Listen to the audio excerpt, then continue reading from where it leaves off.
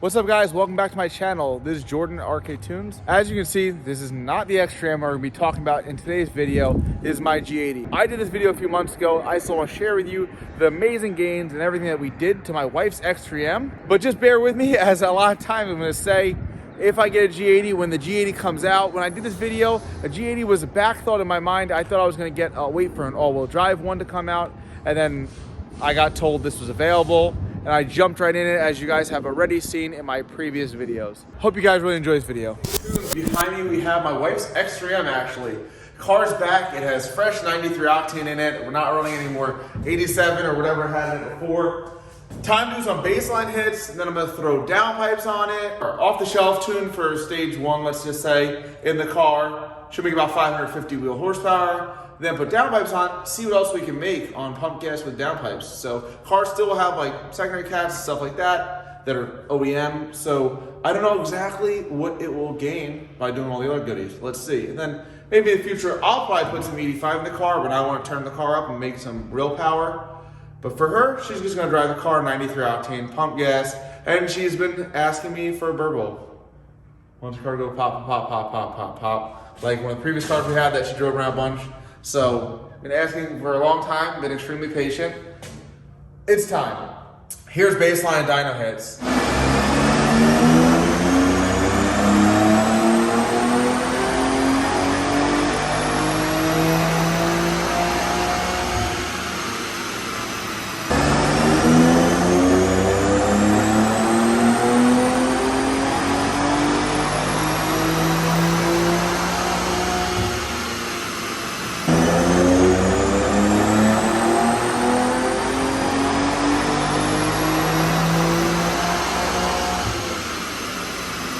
So the car made 428 wheel one hit, 423 wheel the next hit, actually 455 wheel horsepower last hit, with a highest of 420 wheel torque.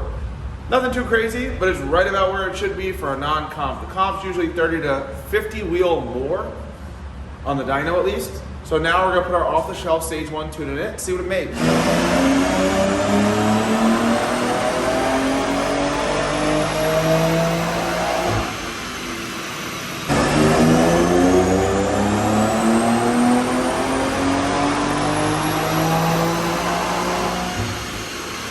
So I'm still in the car, obviously, as you can see. I did a bunch of hits in the car. Right off the rip, we were making 540, 550 wheel horsepower, their standard off-the-shelf tune. I tried a few different things because I had a little bit of time with this car to play with everything.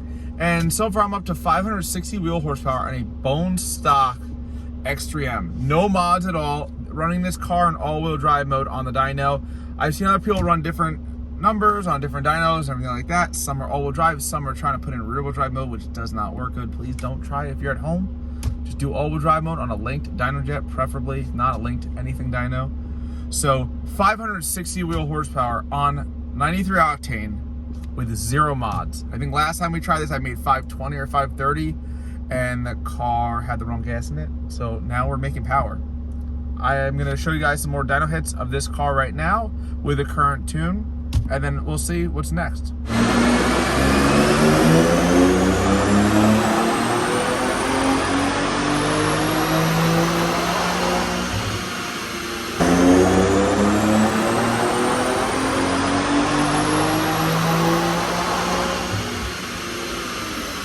So I made quite a few hits now on the car, and I mean, it just makes from 560, 553, it's from the 550, 560 range every hit. Here's right now where I'm up to. I'll show you the baseline pulls and the power we're at. So I'm hyped with these gains. I hope she's happy. My wife is mad. She goes, I'm RK Tunes' wife. My car better BURBLE. She was very unhappy. She's had no BURBLE for 2,000 miles or whatever this thing's at. So it's 110 wheel torque and 130 wheel horsepower peak. So far, no mods. So I think BMW really underplayed this car when they made it. I love 6-cylinder turbo cars. I tune a ton of the V8 twin turbo stuff, M5, F90s. We have one here now, it's got built motor F90s. So done a ton of them, but I love the 6-cylinder turbo stuff. This is just like you get to play with a G80 before you actually get a G80. Once G80s come out, that'll be the next biggest thing. But right now these things are wild. Before we put the downpipes in the car, I'm gonna show you guys exactly what it sounds like in comfort mode. I'm gonna do like 2-3 revs, and then sport mode, 2-3 revs. Put the downpipes on, and then show you guys the difference with our downpipes.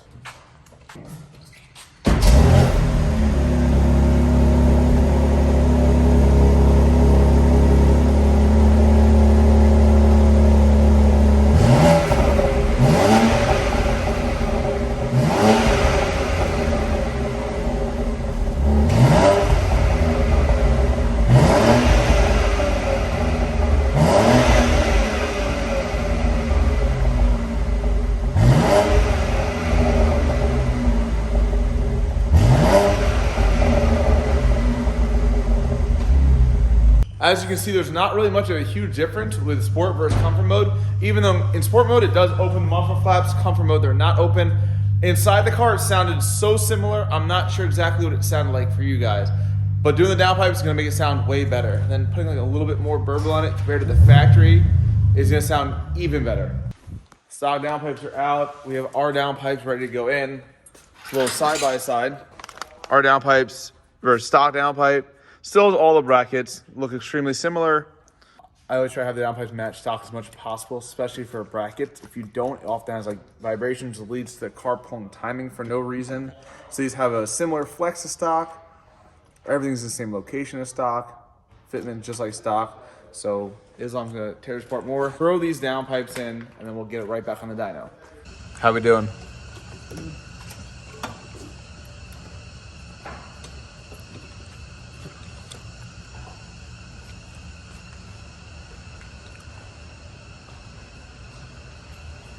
Downpipes are in. I'm gonna show you guys a few pulls of what it sounds like in comfort mode, and then a few pulls of what it sounds like in Sport Plus. I've been in comfort mode.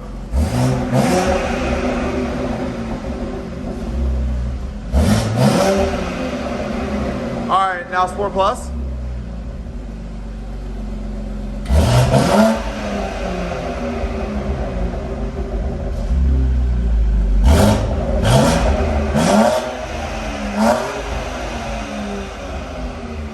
So definitely a little bit louder, still no crazy burbles, but we're gonna get it back on the dyno. I'll add in all the burbles and then turn the power up.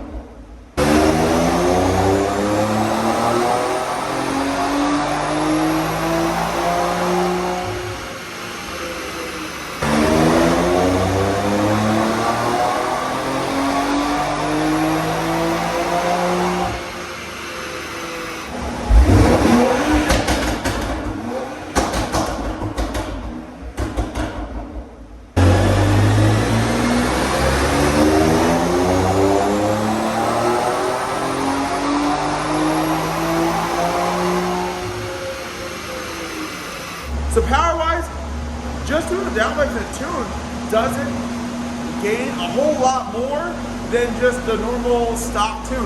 Because the car still has secondary caps that are relatively restrictive, and the car still has factory intakes. So the next step would be us throwing on our front mount intakes when they come in a few weeks, and re-dynoing the car, see how much that helps, and then from there we can go down different avenues. So I mean, sound is sick with these downpipes. You can hear right now the burble that she's been asking me for. Check this out.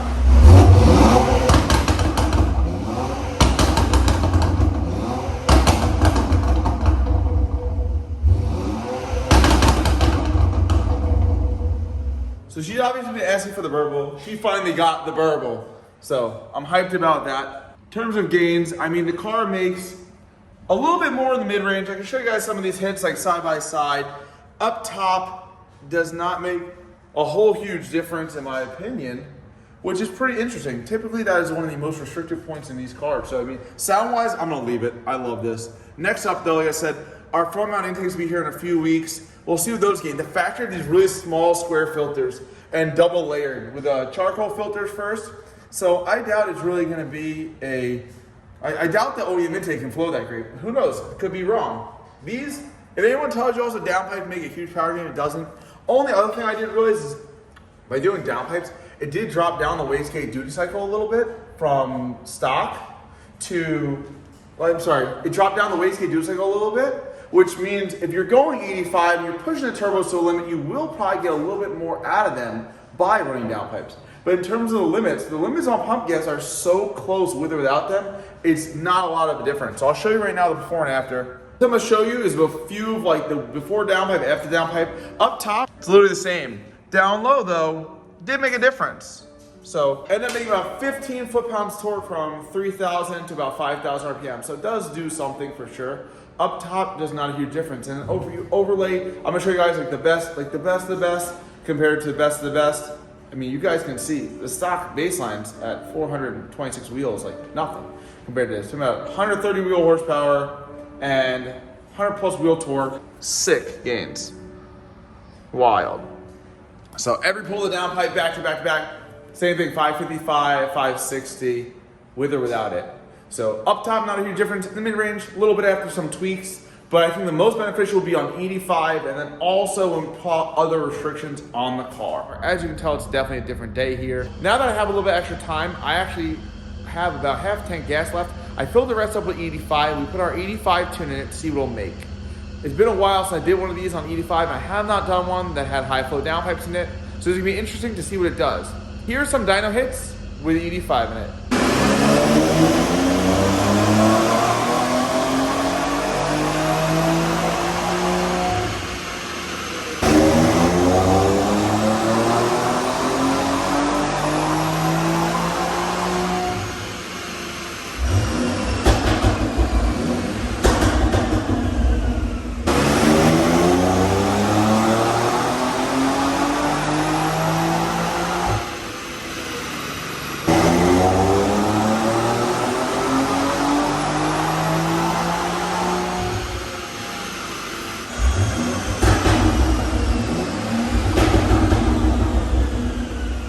So that's 85 hits on this car. It's not straight 85, it's a blend like E40, E50. It's like half 85, half pump gas. It's like E70 out here right now. Call it E40-ish. The car makes 629 wheel horsepower. I can probably tweak it more and make more. It's pretty interesting. By doing the 85 in this car, it's been a little while. I can actually probably make even more on the stock tune and the stage 2 tune, we'll call it.